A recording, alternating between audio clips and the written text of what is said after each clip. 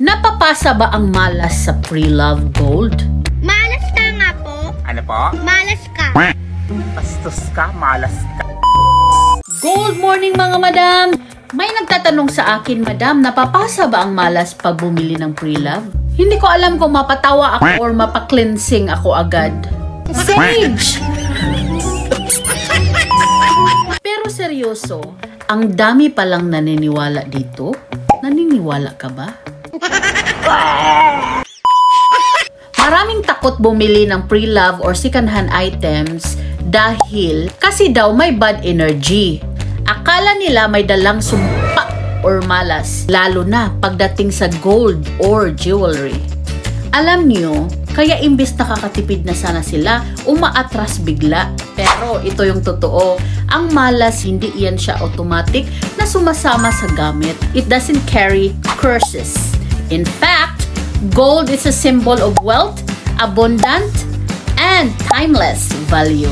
Kahit pre-love pa yan. Ang importante, binili mo yan with good intention to grow, to invest, and attract abundance. And you know what attracts abundance? Confidence and gold. Alam mo, ang gold ay nagdadala yan siya ng swerte. Sabi nga nila, energy flows where attention goes.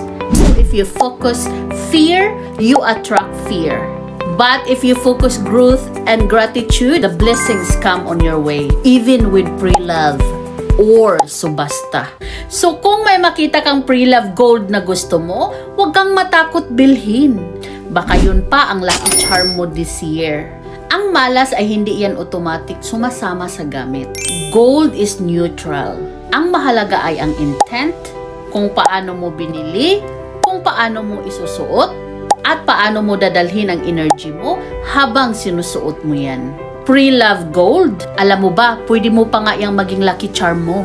Depende kung paano mo ito i-embrace. Minsan ang malas kasi, pag iniisip mo yan siya palagi, naa-attract natin yan. Pag lagi mo siyang iniisip, the universe will gonna give you the malas itself.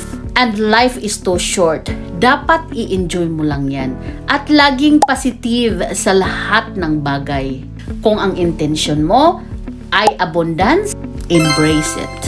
Kaya ako, pag bumili ako ng pre-love, cleanse the energy and claim the blessings. Sabi nga nila, it's not the item, it's the energy you bring to it. So bring confidence, bring gratitude, and bring that madam mindset.